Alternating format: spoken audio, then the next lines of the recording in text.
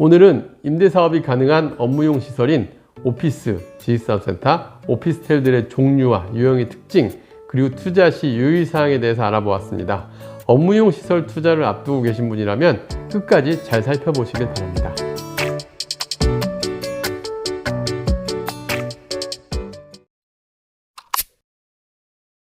안녕하세요. 월세고스TV의 최영식입니다. 네, 오늘은 업무시설에 대해서 알아볼 건데요. 네네. 업무시설의 유형은 어떤 것이 있고 유형별 장단점은 무엇인가요? 네. 업무시설은 저희가 이제 임대사업용 목적으로 했을 때 그게 세 가지 유형이 있다고 보시면 됩니다.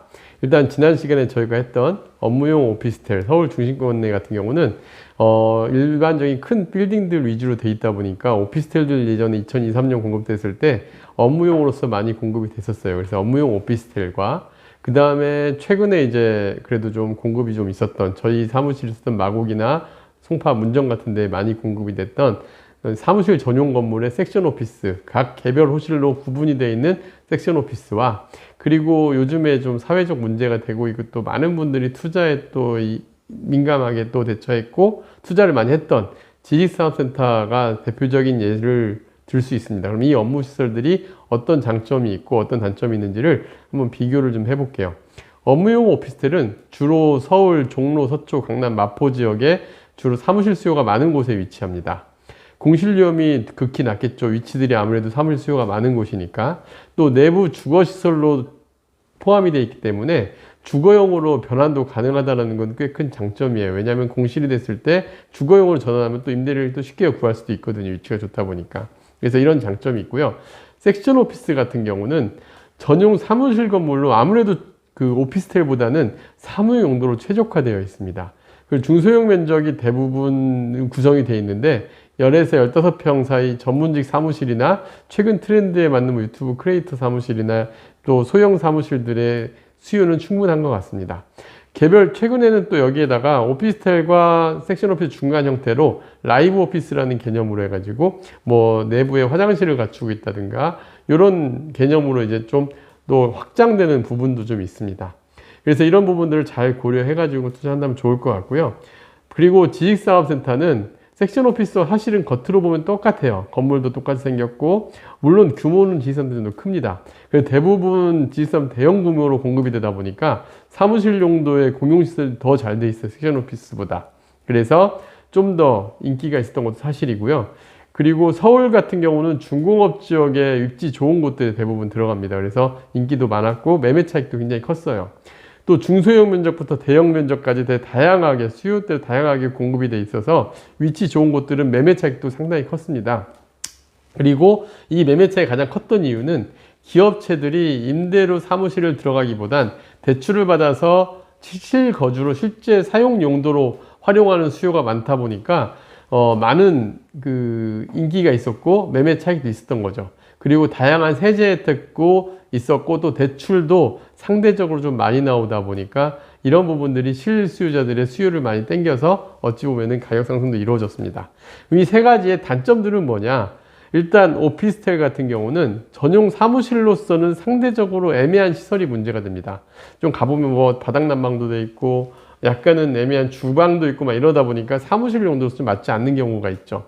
그리고 대부분 2002년에서 3년 사이 공급이 많이 된 곳들이 많아서 노후화된 점이 좀 단점입니다. 그리고 임대료 대비 또 약간 매매가가 높게 형성되어 있는데 이 부분은 오히려 공실위험이 낮다라는 장점도 있으니까 어찌 보면 단점을 좀 해소할 수는 있겠죠. 그리고 섹션 오피스 같은 경우는 주로 신규 공급이 많이 이루어졌어요. 특히 경기도권에도 많이 이루어지고 있는데 수익률이 상당히 떨어지는 곳이 좀 많이 있습니다. 그래서 좀 주의를 좀 하셔야 되고요. 공급 과잉이 되는 지역들은 공실위험도 높을 수밖에 없습니다. 그리고 최근에 지산 및 오피스 공급 과잉된 곳은 낮은 임대 수익률이 나올 수밖에 없는데 그나마 섹션 오피스는 그래도 공급이 좀 적었어요. 그래서 섹션 오피스 기준으로 본다 그러면은 그래도 어느 정도는 그래도 공실위험이 좀 상대적으로 적은 편은 아닌가라는 생각이 듭니다. 이제 지식사업센터는 분양권 상태에서는 피도 많이 붙고 또 높은 가격으로 임대 수익률이 좀 낮은 게 단점이에요. 서울권도 마찬가지고요. 그리고 신도시 자족용지 같은 경우, 신도시 자족용지는 우리가 이제 신도시에 가면 그 원래 직주 근접을 목적으로 해가지고 기업들을 유치하기 위한 자족 용지라는 곳이 있는데 대부분 이곳에 지식사업 센터들이 들어섰어요. 이런 곳에 공급 과잉이 되다 보니까 공실위험이 상당히 커졌습니다. 그리고 높은 분양가도 문제인데 높은 분양가로 대부분 지식사업 센터들이 2% 이하 수익률이라는 단점이 있습니다. 그래서 임대사업용 목적으로서 장점, 단점 반드시 이해하고 들어가셔야 될 것 같습니다. 네, 그렇다면 섹션 오피스와 지산의 실제 투자 사례로 설명해 주세요. 네, 일단 제가 섹션 오피스는 서울 같은 경우는 대표적인 곳이 두 곳이에요. 서울 마곡지구, 저희 사무실에 있는 마곡지구와 그 다음에 송파 문정지구의 지산과 사무실이 같이 들어선 곳들이 대규모 섹션 오피스에 공급이 된 곳인데 이 지역들은 그래도 괜찮아요. 현재 마곡 같은 경우는 상대적으로 공용시설 규모도 좀 있고 오피스텔보다는 오피스가 그래도 좀 규모도 좀 크게 공급이 돼 있고 그리고 공용시설도 잘 돼 있어요. 그리고 여기는 현재 제가 사례로 든 건물 같은 경우도 약 한 매매가 2억 5천짜리가 전용 한 12평 정도 되는 건물인데 전용 11평 정도 되는 물건인데 이게 지금 1000에 80 정도니까 임대 수익률은 4%에서 4.5% 사이 매매가 형성이 되어 있습니다. 그래서 상대적으로 양호한 수익률이에요. 그리고 대형 면적일수록 평당가가 높아지고 수익률은 떨어지는 면이 있는데 대형 면적은 실사용자들이 많다 보니까 여기는 지산처럼 대형 면적 공급이 되어 있는데 상대적으로 매매가는 대형 면적들이 많이 올랐습니다. 섹션 오피스도 마찬가지인데요. 문정 섹션 오피스도 마찬가지인데 문정 같은 경우는 매매가가 좀 많이 올라서 특히 이쪽은 법조타운이 같이 있다 보니까 이제 전문직들 사무실, 변호사 사무실이나 법률 사무소를 많이 활용을 합니다. 그러다 보니까 매매가들, 실사용자들이 많아서 매매가들이 많이 올랐는데 임대료는 1000에 90, 수익률은 한 3에서 3.5% 같은 면적일 때 한 1억 이상 비싸요, 마곡보다. 그래서 3에서 3.5% 정도 매매가 형성이 되어 있는데 이 지역은 투자자가 접근을 해도 괜찮은 이유는 임대 수익률은 낮지만 공실위험은 현저히 낮습니다. 그래서 이런 투자는 주택수에도 문제가 안 되고 오피스텔보다는 좀 애매한 부분도 적기 때문에 제가 판단하기에는 향후에 임대료가 오를 여지도 많이 있어 보입니다. 그리고 문제는 지산인데 지식사업센터가 현재 수익률들랑 볼게요. 제가 임대사업 물건으로는 좀 적합하지 않아 보이는 이유가 여기에 있습니다. 서울 성동구와 가산 디지털 단지 두 군데를 비교해 보겠는데 현재 성동구 같은 경우는 매매가가 가장 많이 오른 지식사업센터로 아주 유명한 곳이에요. 전용 면적이 지금 한 30평대가 15억 정도에 나와 있습니다. 그리고 이게 월 4,400인데 수익률 2.31%인데 거의 15억이면 사실상 1층 상가 가격으로 지식사업센터들이 매매가 이루어지고 있어요.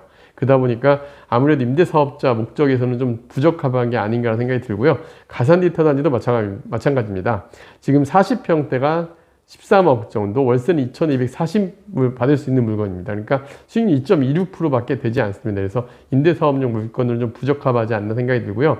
근데 서울 거는 그나마 공실위험도 낮고 그래도 거래가 되긴 돼요. 근데 이제 수도권에 있는 지식사업들이 문제인데 하남 미사 같은 경우도 3억 4천에 매매가 나와 있는 게 이미 거의 분양가에서 약간씩 마이너스가 형성이 되고 있어요. 그나마 하남 미사는 수요가 좀 있는 지역이라서 좀 많이 들었는데 3억 4천짜리 500에 50이니까 수익률이 1%대 후반이죠.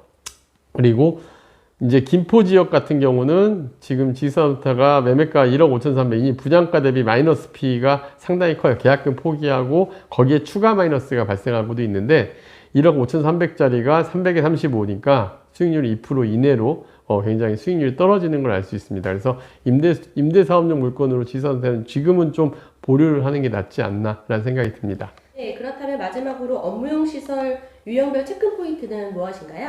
네, 임대사업용 업무용 시설은 제가 앞에 설명드린 것처럼 업무용 오피스텔, 섹션 오피스, 지식사업센터 용도로 구분이 가능한데요. 용도별로 외형으로는 큰 차이가 없습니다. 물론 오피스텔은 약간 차이가 있겠죠.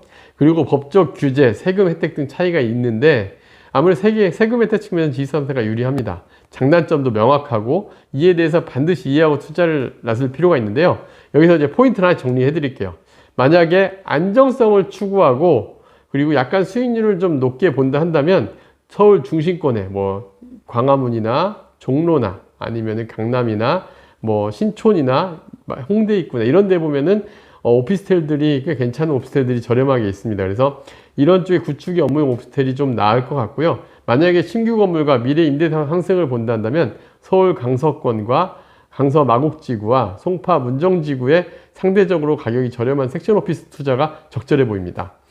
그리고 현재 지식사업센터는 매매가가 너무 높다 보니까 임대사업용 투자로서는 특히 부적절해 보이는데, 단 실입주 기업인 경우 좀 규모가 크고 또 지식사업센터는 실사용자들한테 혜택이 큰 경우들이 많이 있어요. 그래서 이런 경우를 찾는 경우를 하더라도 분양형보다는 기존에 입주되어 있는 물건을 사는 게 좀 저렴하게 할 수 있습니다. 왜냐하면 분양가들이 너무 올랐어요. 그래서 매매가로 찾는다 한다면 제가 보기엔 적정가는 서울권이라 하더라도 전용평당 3천만 원 이내의 매물을 찾는 게 그래도 향후 미래 가치는 나을 것으로 보입니다.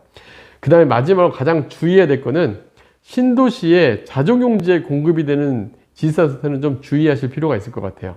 실입주 기업이 아닌 임대사업용 물건으로는 공실 리스크가 워낙 커요. 워낙 주변에 공급량이 많을 걸로 예상이 됩니다. 그래서 임대사업용 물건 적절하지 않으니까 이 부분도 잘 보고 판단하셨으면 좋겠습니다. 네, 다음 영상도 기대하겠습니다. 네, 감사합니다.